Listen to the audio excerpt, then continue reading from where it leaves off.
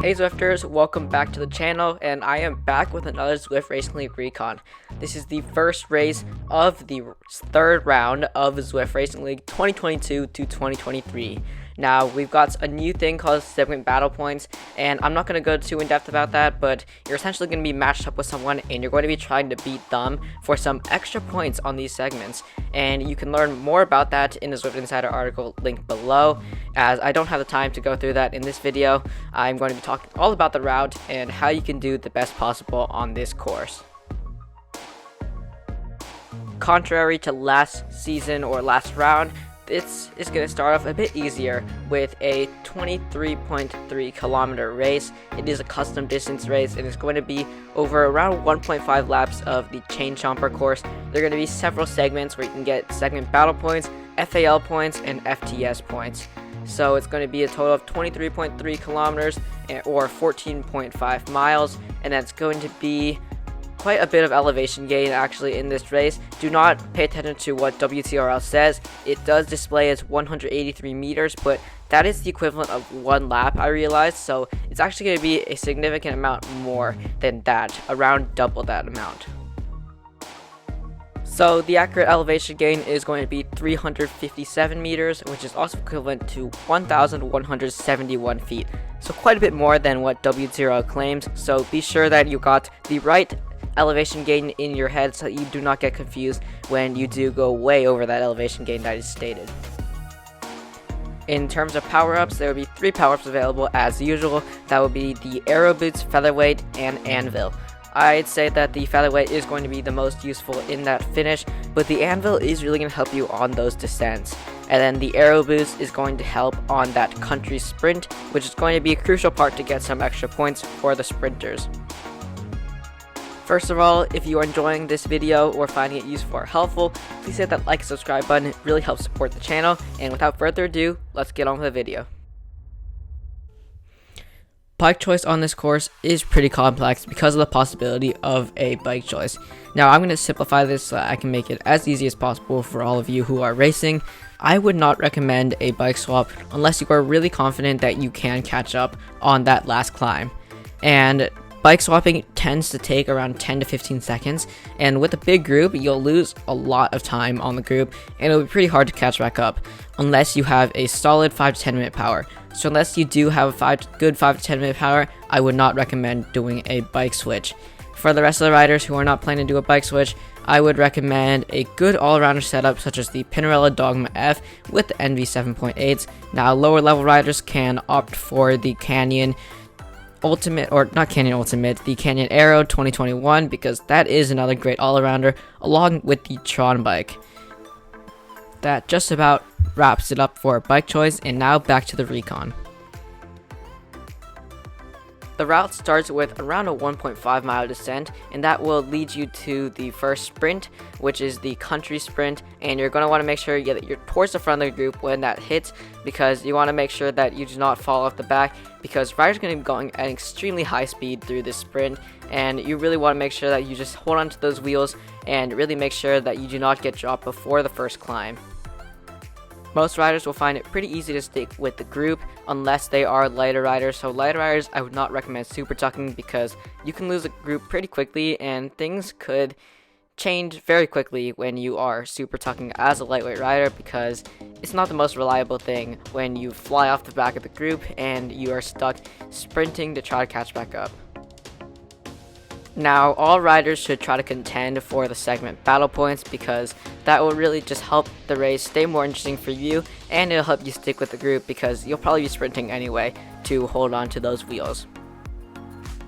Next up, there are a series of twists and turns that lead you up a small climb of around 5%-ish, and it peaks out at around 8% or 10% actually, and you really want to make sure that you just stay towards the middle of the group here because this is leading to the KOM, which is going to be a big split point for the group, and this is where you're going to see the first split happen. You can see that I already got dropped in the race that I was doing, but it's okay because there are some other riders farther down on the road because it was an open category race, so I kind of stuck with these riders and hung onto the wheels, but that's besides the point.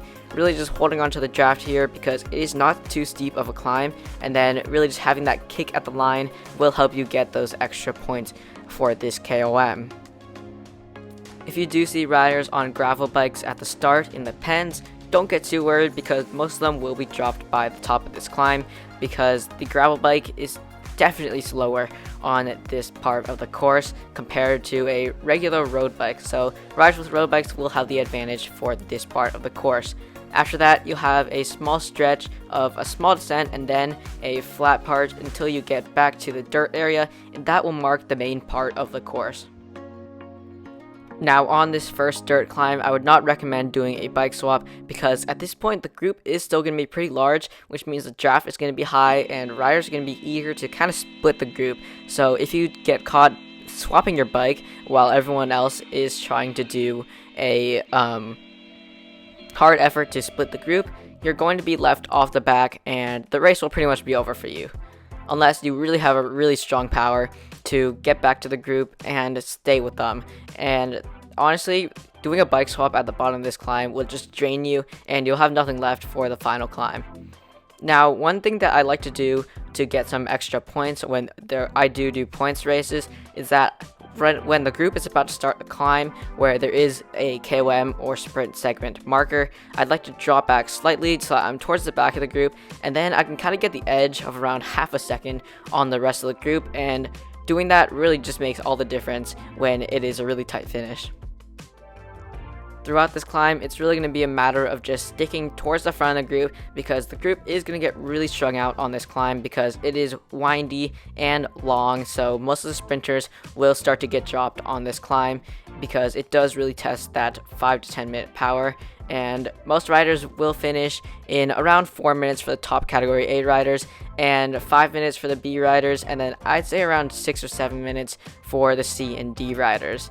And then once you get to the top here, there are some wood planks that does give the riders on a road bike the advantage in the finishing sprint. So, or technically the finishing sprint, but not the finishing sprint. It all depends on whether you're on the first or second lap. So on the first lap, you'll be getting points at the top, and for the final lap, you are going to be getting finishing points, which are much more valuable than the traditional segment points.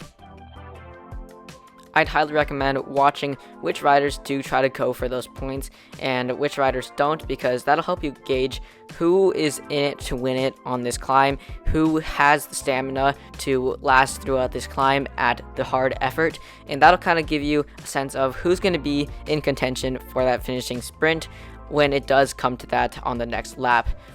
Now, on this gravel descent, you're going to be able to super tuck because most of the time you'll be at a relatively high speed with a small group or so, group around 5 to 10 riders most likely, and you guys will have some good momentum going and you'll be able to really get that super tuck going, get that churning effect so you can get pulls on the front and keep up that high speed.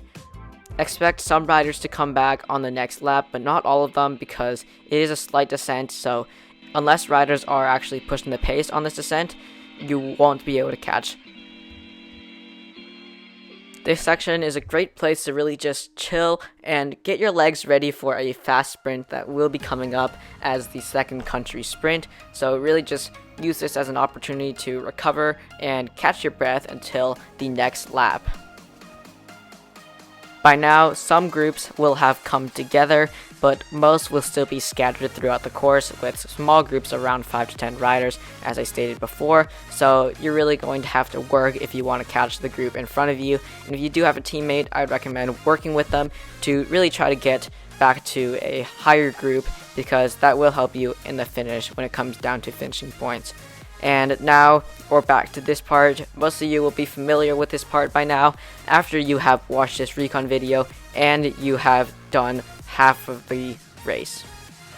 We are now going to head back to the finish so I could really give you all some insight on what I would recommend doing when it comes down to the finishing sprint atop the Tempo KOM.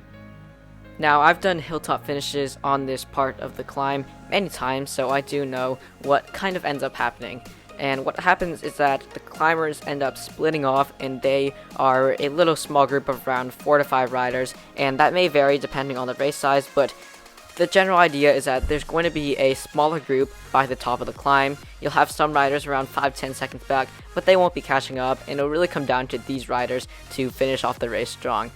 Now, I suspect that there will be a lot of cat and mouse going on here, because that is what commonly happens, so just be ready to stomp on those pedals as soon as it does come down to the first rider to sprint ends up winning the race. You do not want to get caught sleeping at the top of the climb, because this is where everything counts. That just about wraps it up for this video. If you enjoyed this video, found it useful, as usual, hit that like and subscribe button. Thank you all for watching, and good luck on Tuesday. Ride on!